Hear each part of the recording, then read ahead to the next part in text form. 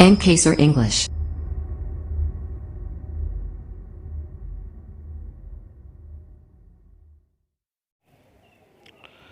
Good morning student, कैसे हो? Lockdown चल रहा है, घर पे ही होगे, सुरक्षित होगे। कोरोना बीमारी जो चल रही है लंबे समय से बहुत परेशानी आ रही है, सारे काम रुके हुए हैं। वो ज़रूरी भी हो जाता है ऐसे समय में अपने घर पे रहना, सुरक्षित रहना। आज हम ऑनलाइन कुछ पढ़ाई कर रहे हैं और अपना टॉपिक सीधे अपन शुरू कर रहे हैं, टेंस। एक्चुअली पिछले कुछ दिनों से आप वर्ब्स के बारे में पढ़ रहे थे। वर्ब्स के फॉर्म्स को इसीलिए बताया गया था कि जिससे कि आपको टेंस पढ़ने में सुविधा रहे। वैसे आपने टेंस पढ़े हुए हैं, टेंस के बारे में आप जानते हो। आज हम अपने टेंस के बारे में सीधे चलते हैं कि टेंस आखिर होते क्या हैं। तो हम बात करते हैं टेंस कि टेंस क्या है। क्योंकि टेंस के बारे में आप लोगों ने कई बार पढ़ा है। टेंस का मतलब होता है काल अर्थात समय। ये समय को प्रदर्शित करता है कि कौन सा काम जो है वो कब हुआ, अर्थात जो काम वर्तमान काल में चल रहा है प्रेजेंट टेंस में आता है, जो पहले हो चुका है पास्ट में आता है, और जो भविष्य में होगा वो फ्यूचर टेंस में आता है। देखिए, मैंने कुछ नोट्स बना रखे हैं, आपकी स्क्रीन पर आपको दिखाई दे रहा होगा। ध्यान दें, क्या लिखा हुआ है कि अंग्रेजी व्याकरण के दृष्टिकोण से शब्द टेंस का अर्थ है verb form that denotes of action, अर्थात वर्ब की ऐसी फॉर्म जो एक्शन को प्रदर्शित करती है। इस प्रकार टेंस का सीधा संबंध टाइम समय से है तथा समय के 3 भाग होते हैं। जैसे कि बात की अपने, समय के 3 ही भाग होते हैं। या तो काम कोई भी काम है, या तो पहले हो लिया है, या हो रहा है, या फिर आगे होगा। 3 ही रूप हो सकते हैं। चूँकि टेंस से किसी क्रिया के होने के समय का बोध होता है, अतः समय के आधार पर ही टेंस भी 3 ही प्रकार के होते हैं। क्योंकि समय को प्रदर्शित करता है तो समय के आधार पर टेंस भी 3 ही प्रकार के होते हैं। क्योंकि टेंस केवल समय को प्रदर्शित नहीं करता है, क्रिया के रूप को भी प्रकट करता है। क्रिया का समय, काम का समय को प्रकट करता है कि काम कब समाप्त हुआ या काम कितना हो चुका, काम को भी प्रकट करता है। तो ये इस प्रकार से 3 प्रकार के टेंस हो गए कि टाइम के आधार पर 3 प्रकार के टेंस हो गए। कौन से? वर्तमान काल, भूतकाल, भविष्य काल। जो काम वर्तमान में चल रहा है वो प्रेजेंट टेंस में लेते हैं, जो काम हो चुका है वो भूतकाल में लेते हैं, और जो काम अभी आगे होगा वो भविष्य काल में लेते हैं। और इनमें से प्रत्येक टेंस को लगभग 4 भागों में बांटा जाता है। पहला है इंडेफिनेट टेंस। इंडेफिनेट टेंस क्या होता है? देखिए, प्रत्येक टेंस जो भी हमने पढ़े 3 टेंस, इन टेंस के कुछ 4 भागों में और बांट रखा है। ये 4 भागों से क्या मतलब है? देखिए, टाइम के आधार के ऊपर तो टेंस 3 प्रकार के हो गए, लेकिन क्रिया का भी ही एक इसके अंदर महत्व होता है टेंस में कि काम कितना हुआ। केवल समय नहीं है कि काम कब हुआ, यहाँ क्रिया को भी बताया जा रहा है कि काम कितना हुआ, या हो गया, पूरा हो गया, शुरू हुआ है, या आगे होगा। तो उनके बारे में बताने के लिए इनको 4 भागों में बांट रखा है, प्रत्येक टेंस को, प्रेजेंट को भी, पास्ट को भी और फ्यूचर को भी। और वो भाग हैं जिनमें पहला भाग है इंडेफिनेट टेंस। जैसा कि इसके नाम से प्रकट हो रहा है, इंडेफिनेट का मतलब होता है अनिश्चित। देखिए, इसमें पर लिखा हुआ है, इसमें किसी क्रिया के होने का समय निश्चित रूप से मालूम नहीं होता है, अर्थात क्रिया के होने का समय अनिश्चित है। क्रिया कब प्रारंभ हुई तथा कब खत्म होगी इसके बारे में कुछ भी ज्ञात नहीं होता है। यहाँ जो इंडेफिनेट टेंस है इसमें अनिश्चित मतलब होता है ये। इसमें चाहे वो प्रेजेंट इंडेफिनेट हो, चाहे पास्ट इंडेफिनेट हो, चाहे फ्यूचर इंडेफिनेट हो, यह समय का कुछ मालूम नहीं होता है कि कब समाप्त हुआ, कब शुरू हुआ और कब खत्म हुआ। कंटिन्यूस की बात करते हैं, कंटिन्यूस टेंस। इसमें किसी क्रिया के लगातार जारी रहने का आभास होता है, लेकिन क्रिया के प्रारंभ होने, समाप्त होने का कुछ भी बोध नहीं होता है। कंटिन्यूस टेंस के अंदर क्या होता है? कंटिन्यूस का मतलब लगातार होता है। यहाँ जब भी हम कोई देखेंगे वाक्य तो इसमें काम हमें लगातार जारी होता हुआ प्रतीत होगा, लेकिन कब शुरू हुआ था और कब समाप्त होगा इसके बारे में कुछ भी इसमें निश्चित नहीं होता है। अगला है परफेक्ट टेंस। परफेक्ट का मतलब होता है पूर्ण, अर्थात इसके अंदर कार्य पूरा हो जाने का बोध होता है। जब हम इस प्रकार के परफेक्ट टेंस के वाक्यों को देखेंगे तो वहाँ हमें पता चलेगा कि वाक्य में काम पूरा हो चुका है। अब चौथी जो आती है हमारी, इसका चौथा भाग है वो है perfect continuous tense. Perfect continuous tense क्या होता है?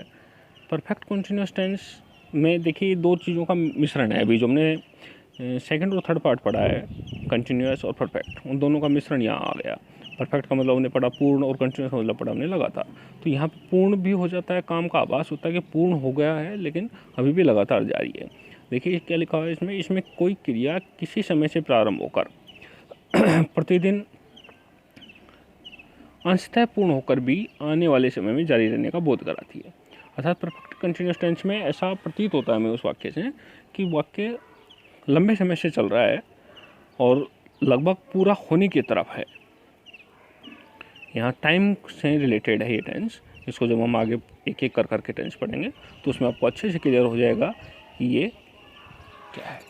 तो इस प्रकार से हमने टेंस पढ़े कि 3 प्रकार के टेंस और उन तीनों टेंसों के 4-4 भाग। तो इस प्रकार से कुल टेंस हो गए 12, कुल 12 टेंस होते हैं।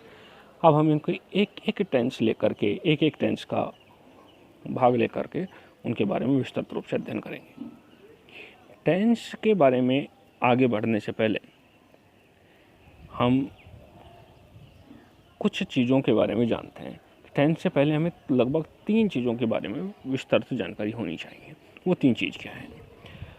देखिए 3 चीज़ों के बारे में क्या जानकारी होनी चाहिए। एक तो सबसे पहली चीज़ है सेंटेंस स्ट्रक्चर, कि सेंटेंस की स्ट्रक्चर क्या होनी चाहिए, कैसे बने, कौन सा शब्द पहले आए, कौन सा शब्द उसके बाद आए और कौन सा शब्द उसके बाद आए। तो इसके लिए सेंटेंस की स्ट्रक्चर, जैसे हमने एक वाक्य लेते हैं हिंदी का, राम आम खाता है। राम आम खाता है, इसमें राम जो है काम करने वाला है, खाने का काम यहाँ हो रहा है और खाया आम को जा रहा है। अर्थात जो काम करने वाला होता है उसे कर्ता कहते हैं, अंग्रेजी में उसे सब्जेक्ट कहते हैं। जो काम हो रहा है वो क्रिया है। क्रिया का मतलब होता है काम का करना या होना जिस शब्द में पाया जाए। और कर्म ऑब्जेक्ट होता है जिस शब्द पर काम हो रहा है, जिस वर्ड के ऊपर काम हो रहा है वो ऑब्जेक्ट कहलाता है। तो इस प्रकार से 3 शब्द हुए, राम आम खाता है। तो यहाँ राम पहले आया अर्थात सब्जेक्ट पहले आया, फिर आम ऑब्जेक्ट बाद में आया और फिर वर्ब आई। हिंदी के अंदर ये स्ट्रक्चर होती है, लेकिन यदि इस वाक्य की हम अंग्रेजी में बनाते हैं तो आता है राम ईट्स मैंगो। अर्थात सबसे पहले सब्जेक्ट आया, फिर वर्ब आई और उसके बाद ऑब्जेक्ट आया। तो अंग्रेजी के अंदर इसी प्रकार की स्ट्रक्चर चलती है पूरे सभी वाक्यों के अंदर, कि सबसे पहले सब्जेक्ट आता है, फिर वर्ब आती है, फिर ऑब्जेक्ट आता है। तो हमें इस स्ट्रक्चर को विशेष रूप से ध्यान रखना है कि सबसे पहले हमें, जब भी हम हिंदी से अंग्रेजी बनाएं किसी भी वाक्य की, तो सबसे पहले हमें देखना है कि इसके अंदर कर्ता क्या है, सब्जेक्ट क्या है, अर्थात काम को करने वाला कौन है, और फिर काम क्या हो रहा है, दैट्स वर्ब, उस वर्ब को ढूंढना है। और फिर किस पर काम हो रहा है, वो ऑब्जेक्ट। वर्ब के बारे में भी हमने पहले भी बात की है। वर्ब मुख्य रूप से 2 प्रकार की होती हैं, एक्सिलरी वर्ब और मेन वर्ब। एक्सिलरी वर्ब या जिसे हम हेल्पिंग वर्ब भी कह देते हैं, ये हेल्पिंग वर्ब का मतलब जैसे कि इसके नाम से स्पष्ट है, सहायक क्रिया। ये मेन वर्ब की सहायता करने के लिए आती है। और मेन वर्ब के बारे में हमने भी पढ़ा ही है, कुछ दिनों से हम उसके फॉर्म्स के बारे में पढ़ रहे थे। फर्स्ट सेकंड थर्ड फॉर्म के मुख्य रूप से पढ़ी है हमने उसकी। तो इस चीज़ के बारे में हमें जो नॉलेज होनी बहुत ज़रूरी है। दूसरी जो चीज़ टेंस से पहले हमें सीखनी ज़रूरी है वो फॉर्म ऑफ वर्ब्स। हमें वर्ब्स की फॉर्म्स के पता होना चाहिए, फर्स्ट फॉर्म कौन सी है, सेकंड फॉर्म कौन सी है, थर्ड फॉर्म कौन सी है, उसके बारे में आप लोगों ने अभी लगातार पढ़ी है। अब जो तीसरी चीज़ है वो है पर्सनल प्रोनाउन। पर्सनल प्रोनाउन भी आप लोगों ने पढ़ लिए हैं पहले। वैसे पर्सनल प्रोनाउन को मैं एक बार रिपीट कर देता हूँ। मुख्य जो मोटे मोटे ऐसे पर्सनल प्रोनाउन हैं, 3 प्रकार के पर्सनल प्रोनाउन होते हैं, फर्स्ट पर्सन, सेकंड पर्सन और थर्ड पर्सन। फर्स्ट पर्सन के अंदर 2 प्रोनाउन आते हैं, आई और वी। सेकंड पर्सन में यू और थर्ड पर्सन में ही, शी, इट और दे। इन सभी का अर्थ आप लोगों को पता होगा। आई मतलब मैं, वी मतलब हम। अर्थात फर्स्ट पर्सन वो पर्सन होते हैं जिसके अंदर खुद सम्मिलित हो, व्यक्ति कहने वाला जो है वो खुद सम्मिलित होता है, वो first person. And second person क्या होता है, सेकंड पर्सन में सामने वाला व्यक्ति जिससे हम बात कर रहे हैं वो सेकंड पर्सन है यूँ। और थर्ड पर्सन जिसके बारे में, तीसरे किसी व्यक्ति के बारे में बात कर रहे हैं जो सामने मौजूद नहीं है और अपने अंदर भी, अपने आप में भी समाहित नहीं है, और वो है third person, he she it they. He का मतलब वह है, सी का मतलब भी वह होता है, ही मेल के लिए आता है, सी फीमेल के लिए आता है, और इट न्यूट्रल जेंडर के लिए आता है, अर्थात नपुंसकलिंग के लिए आता है, या फिर किसी छोटे जिनके लिंग स्पष्ट नहीं हो उनके लिए हम प्रयोग करते हैं। दे बहुवचन के लिए आता है वे। तीनों चीज़ों का हमें टेंस से पहले पता होना जरूरी है। अब हम एक एक कर करके टेंस को लेकर के चलते हैं। सबसे पहले हम बात करते हैं indefinite tense, present indefinite tense. Present वर्तमान काल और इंडेफिनिट अनिश्चित। मतलब वर्तमान काल में ऐसे वाक्य जिनमें समय का कहीं पता नहीं चलता कि ये काम कब शुरू हुआ कब समाप्त होगा, अनिश्चितता का जहाँ बोध होता है, ऐसे वाक्य। इन वाक्यों की कुछ पहचान होती है। इन वाक्यों की मुख्य पहचान यदि हम हिंदी के वाक्यों के हिसाब से देखें तो इन वाक्यों की पहचान होती है ता है, ती है, ते है आदि वाक्यांश के अंत में आते हैं। अक्सर आते हैं, कन्फर्म नहीं है कि ऐसा ही होगा। देखिए इन वाक्यों का एक वाक्य हम पढ़ के देखते हैं। Affirmative sentence. अफर्मेटिव सेंटेंस में बिल्कुल साधारण वाक्य जिसमें कहीं भी नहीं का प्रयोग नहीं होता है या फिर प्रश्न नहीं पूछे जाते हैं। अफर्मेटिव सेंटेंस सकारात्मक वाक्य। मैं फुटबॉल खेलता हूँ। इस सेंटेंस की इन्होंने अंग्रेजी बनाई आई प्ले फुटबॉल। देखिए इसकी स्ट्रक्चर क्या होती है। सबसे पहले सिंपल सी चीज़ बात यही करते हैं पर स्ट्रक्चर की। स्ट्रक्चर जैसा कि हमने पढ़ा कि टेंस से पहले में 3 चीज़ें पता होनी चाहिए। स्ट्रक्चर होनी चाहिए, वर्ब्स की फॉर्म्स पता होनी चाहिए और प्रोनाउन पता होना चाहिए। ये हम स्ट्रक्चर की बात करते हैं। मैं फुटबॉल खेलता हूँ, सबसे पहले सब्जेक्ट आना चाहिए था मैं को अंग्रेजी में आई कहते हैं। दूसरे नंबर पर वर्ब आनी चाहिए थी। वर्ब मतलब खेलना, खेलने को प्ले कहते हैं। और ऑब्जेक्ट आना चाहिए था, ऑब्जेक्ट को फुटबॉल।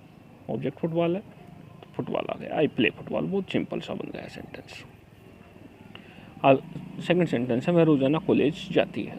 इस सेंटेंस के अंदर भी हम यदि देखें तो सब्जेक्ट सी वह जाती है तो वह, और जाना जो हो गया वो वर्ब हो गई गो, और कहाँ जाती है वो कॉलेज जाती है। चूँकि ऑब्जेक्ट इसके अंदर नहीं है लेकिन जो लिंक है एक अलग अगला शब्द जो दे रखा है वो कॉलेज दे रखा है, तो she goes to college daily.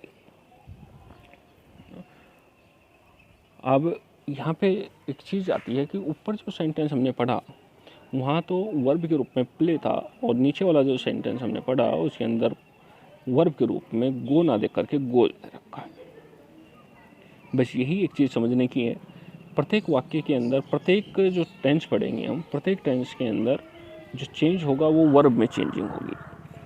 किसी टेंस के में वर्ब की फर्स्ट फॉर्म का प्रयोग होगा तो किसी में सेकंड का होगा और किसी में थर्ड का होगा। उसके साथ कुछ उनके हेल्पिंग वर्ब भी उनका सहयोग करेंगी।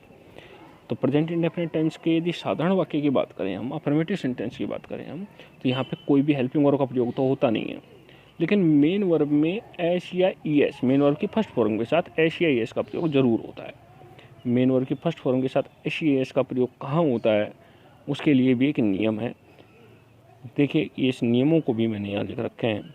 देखिए यहाँ पे जो इम्पोर्टेंट रूल्स हैं, इन इम्पोर्टेंट रूल्स को आप ध्यान से देखें। इम्पोर्टेंट रूल्स, एक एक रूल्स को हम वापस थोड़ा सा रिपीट करके देखते हैं। लिखा हुआ है इस टेंस में हम किसी आदत के बारे में होने वाली क्रिया, स्वभाव, सार्वभौमिक सत्य, सिद्धांत आदि का वर्णन करते हैं।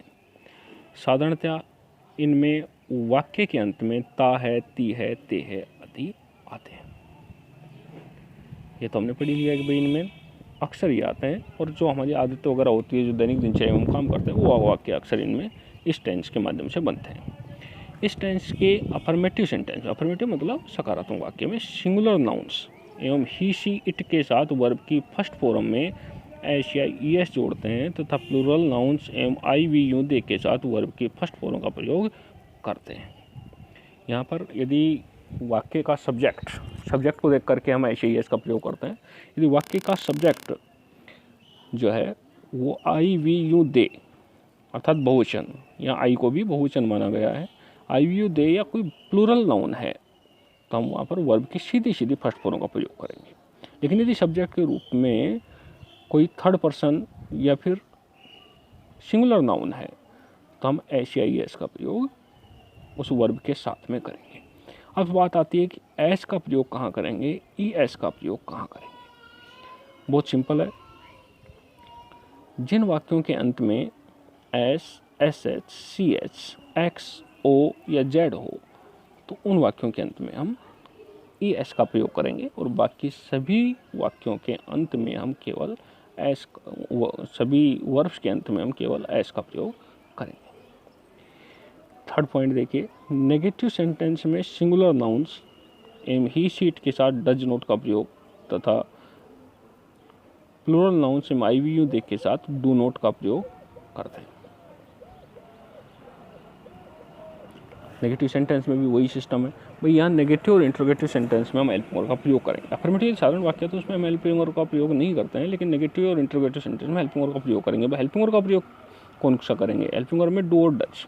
देखिए जहाँ पर हम वहाँ अफर्मेटिव सेंटेंस में ऐसे यस का प्रयोग जहाँ कर रहे थे वाक्यों में, वहाँ तो हम यहाँ पे ऐसे यस का प्रयोग कर रहे थे, वहाँ तो उन सब्जेक्ट के साथ तो हम यहाँ डज का प्रयोग करेंगे और बाकी सिंगुलर जो नाउन है या ही सीट थर्ड पर्सन है उनके साथ हम डज का प्रयोग करेंगे और प्लूरल नाउन्स हैं आई वी दे है उनके साथ हम डू नॉट का प्रयोग करेंगे, डू का प्रयोग करेंगे। तो ये हेल्पिंग वर्ब्स लगेंगी, चाहे ये इंट्रोगेटिव में भी लगेंगी, इंट्रोगेटिव सेंटेंस में भी लगेंगी, नेगेटिव सेंटेंस में भी लगेंगी। इंट्रोगेटिव सेंटेंस में भी वही बात है, जो हेल्पिंग वर्ब हैं वो सब्जेक्ट से पहले आ जाएंगी।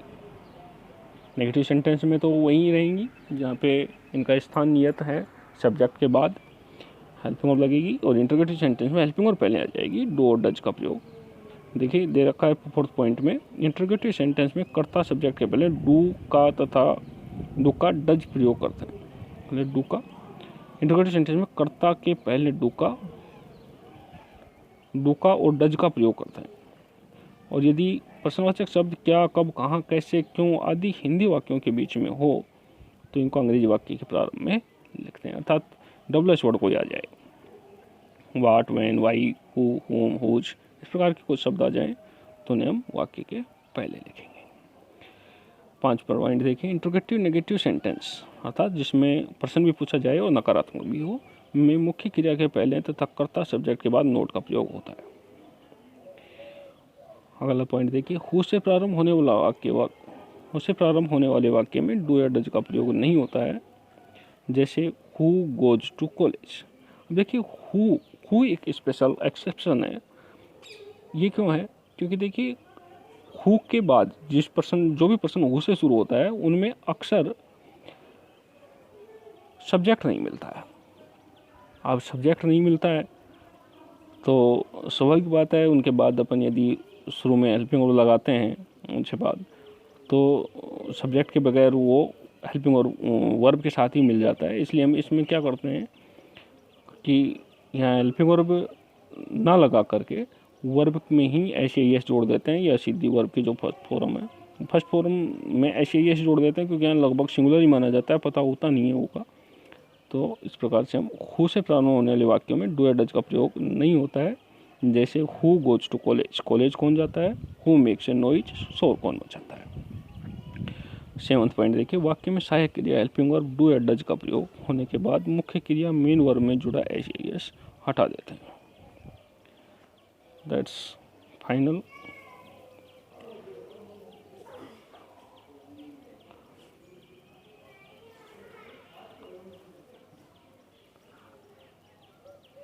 इसी प्रकार से नेगेटिव सेंटेंस में मैं फुटबॉल नहीं खेलता हूँ, आपने देखा I do not play football, इसके अंदर डू नॉट का प्रयोग हुआ क्योंकि इसको प्लूरल माना है आई को।